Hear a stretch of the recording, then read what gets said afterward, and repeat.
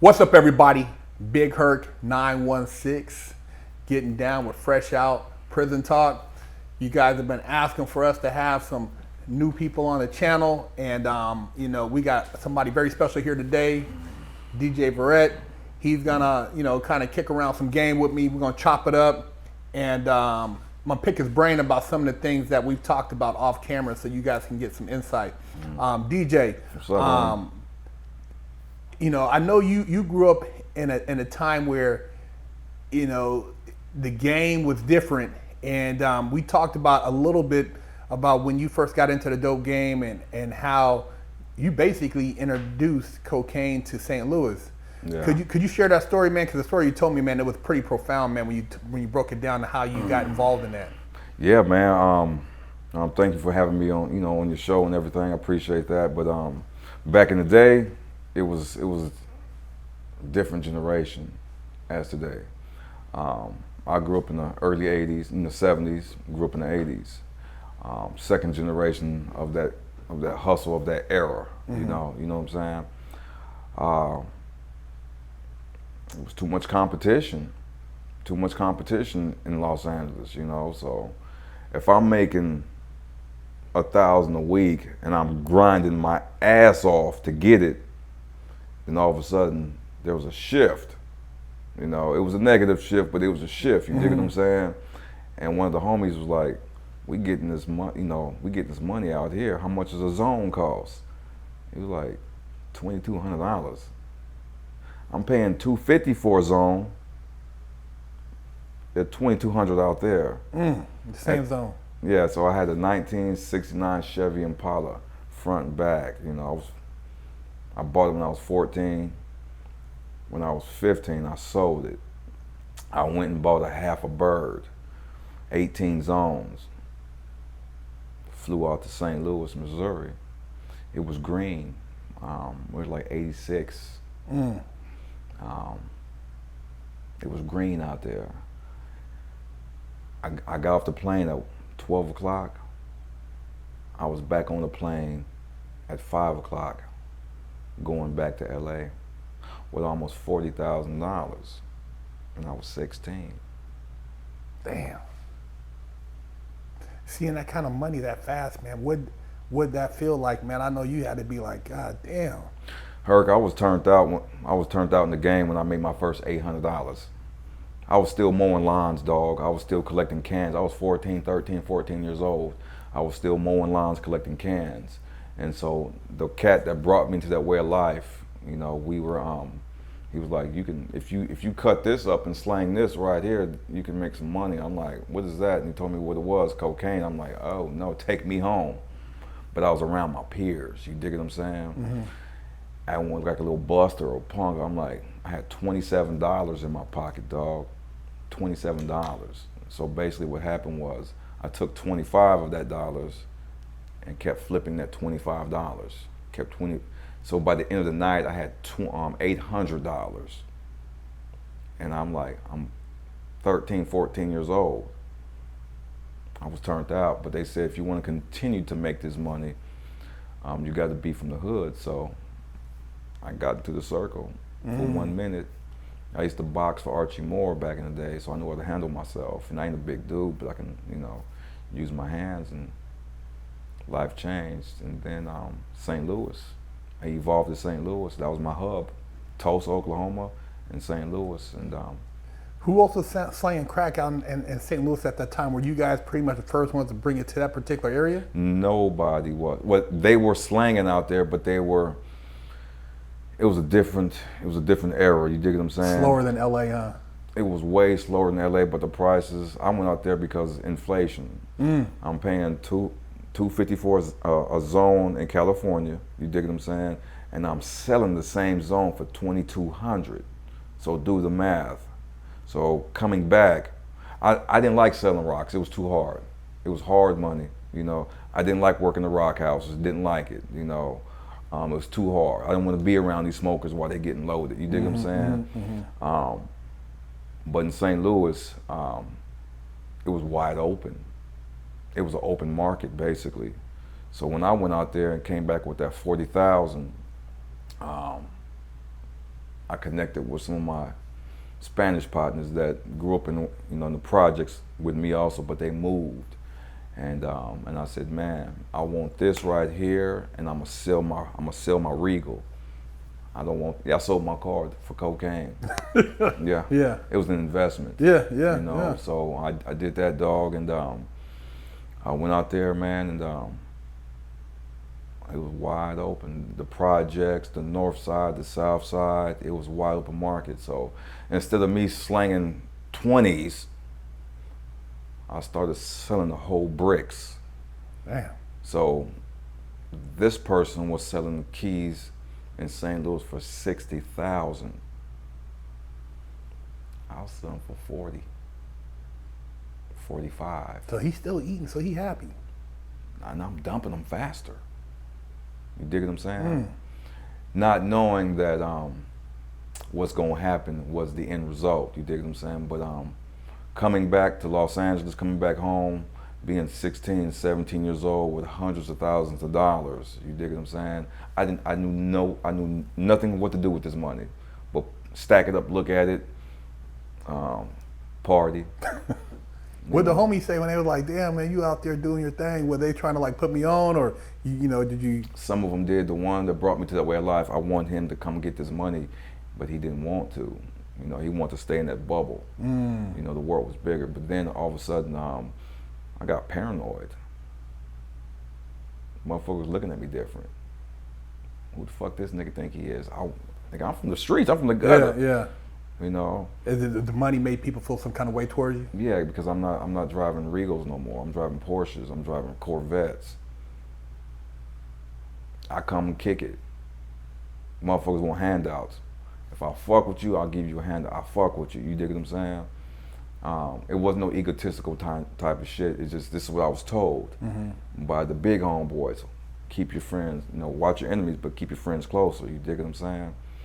And yeah.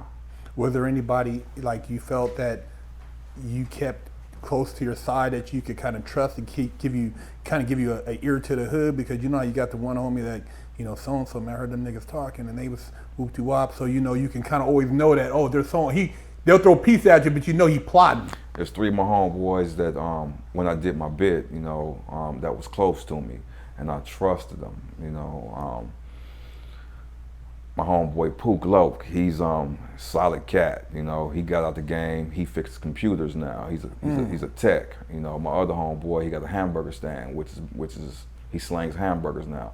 And my other homeboy is a retired teacher. You dig what I'm saying? He's a teacher. So yeah, you know, back in the 80s, because I can only talk about the 80s. Life was different, and just didn't know what I was doing, dog. For real, you know, everybody wants to be you know, that boss, you know, that street king, you know, and you want to be equated with the legends that you hear, the Freeway Ricks, Ricky Barnes. you know, you want to be with the Bowls, you know, you want to be with the Big Harry Meech. O's, you know, you want to be with all these cats you hear in Los Angeles, you know. You want to be that. I wanted to be that right there, and I was young, you know. The John Boys, you know. That's what I wanted. I wanted to be like them, you know. And I was on my way. And you said, you were telling me too that, you know, the police back then over in St. Louis, it wasn't like LA. You see one time you gotta get on the takeoff, but over there they wave at you, you walking around. They didn't know, Herc. They didn't know that these youngsters, because we're kids, we're fucking children. You dig what I'm saying? We're youngsters, you know. But they didn't know that these cats walking around these white T-shirts and these H hats, these Raider hats.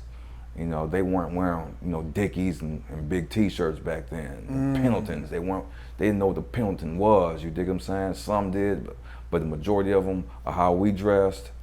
They didn't know that this backpack that I got, you know, got 2 keys of crack cocaine in there.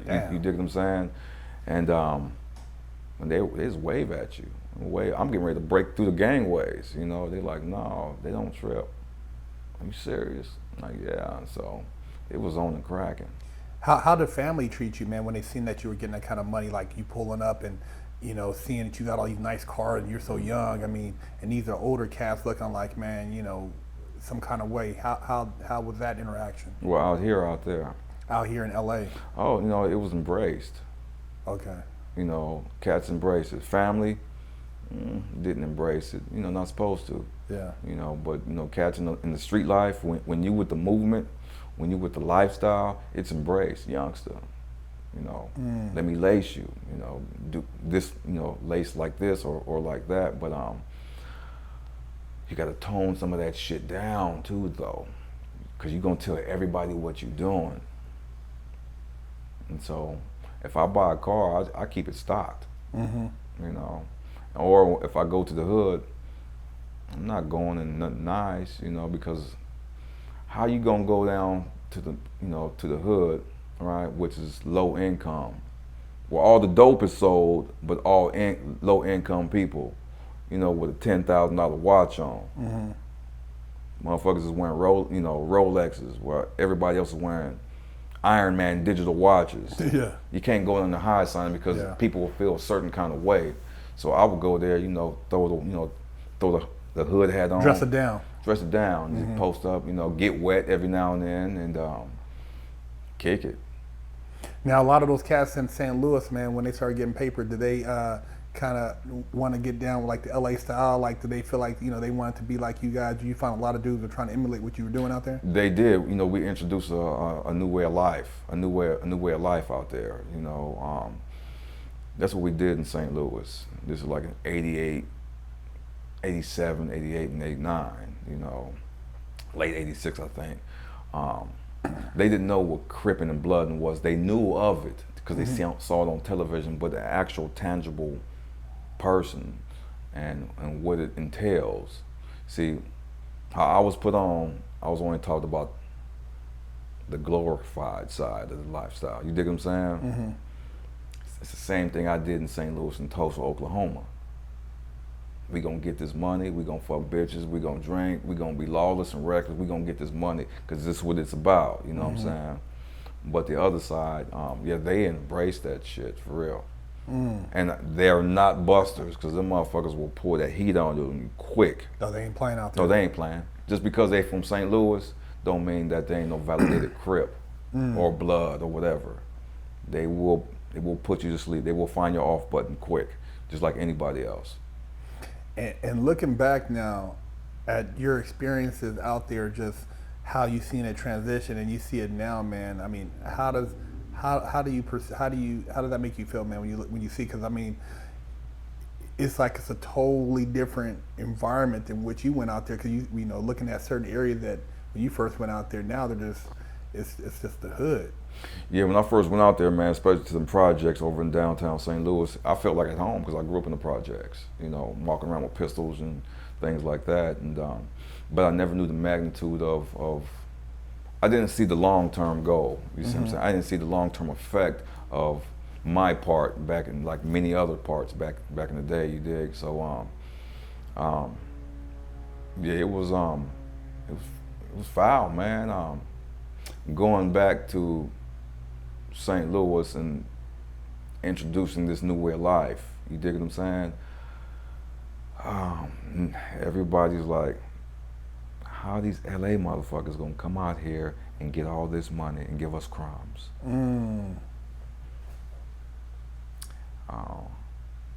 All these marks and stuff, scars in the back of my head.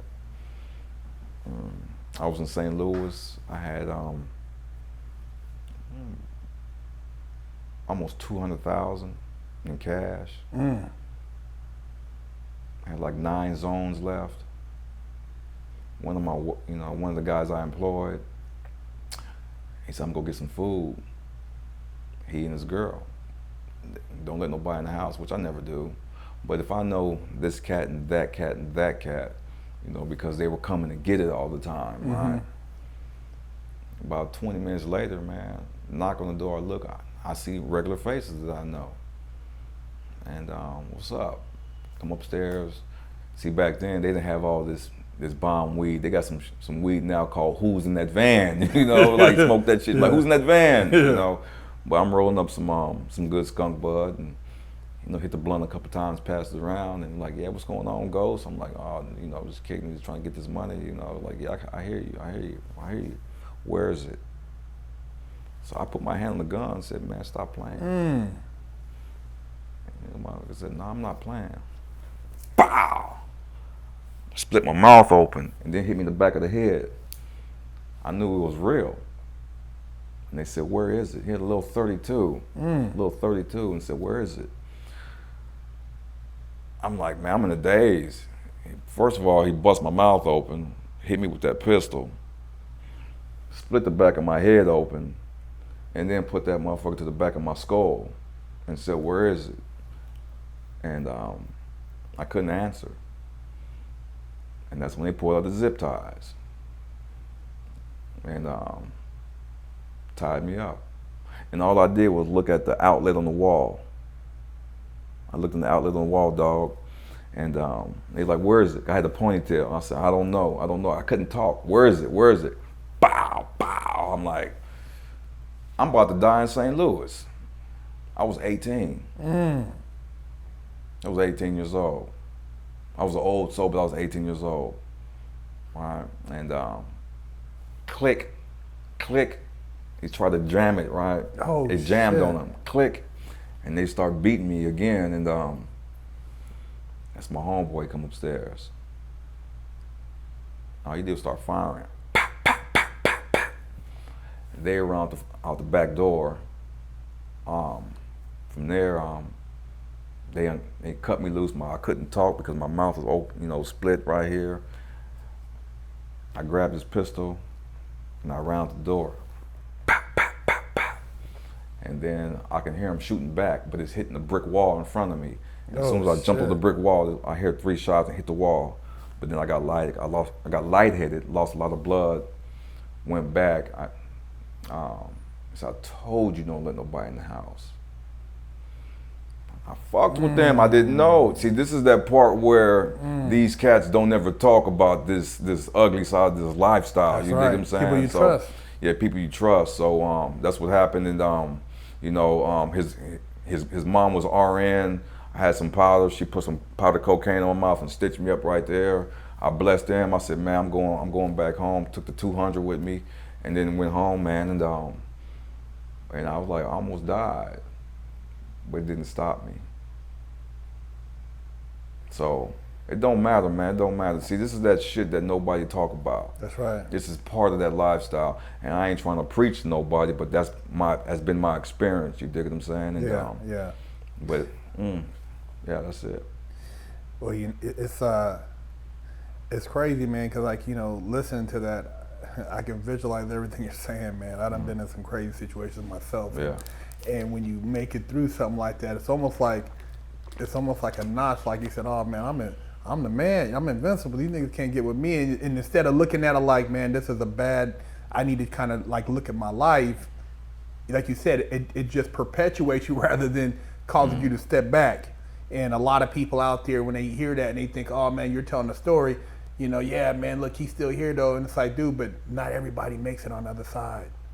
There's a lot of times things happen, man. That same situation. I've been in some shit where if it would have went the other way, I wouldn't be here right now. I'd still be up in the can. And it's like, man, I'm like thinking it wasn't meant to be, which I'm glad it wasn't. But it's like stuff like that, man. People think it's exciting. It's in a song, in the movie, you know what I mean? Yeah. The dude, he dancing, he talking about that. But in real life, it's a totally like. You weren't up in there thinking about no song. You was like, man, I'm about to die. I mean, it's real, man. I look at the outlet, man. It's real. Yeah. You know? By him hitting me in my mouth, it kind of messed my speech up. It kind of killed my mouth, you know. But yeah, that's that shit people don't talk about.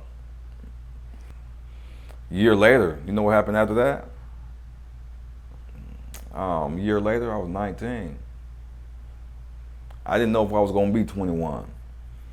I don't know if I was rescued or saved, you know, or I got arrested on February 6, 1990. The same ones that brought me to that lifestyle hurt, Same ones I pled guilty to. I pled guilty to 20 years on a dope charge. 19, 20, 21, 22, 23, 24, 25, 26, 27, 28, 29, 30, 31, 32, 33, 34, 35, 36. You see, that's how many years I spent in the penitentiary, from 19 to 36. And sometimes, man, you know, I'm old school, you know, classic. You know, I'm from a certain generation. And when I hear cats talking about, you know, life in the pen, you don't know life in the pen. I want to smack some of these rappers sometimes, because they never been there, done that. And they glorifying this shit for real, you know. And I hear that shit, man. You know what it's like walking that line. Yeah, man. You know what it's like. Horrible. Motherfuckers get their cheeks busted up in there. Yeah, yeah. If you unaffiliated, or get your wig split. Split. I seen pack dudes out. Pack them out.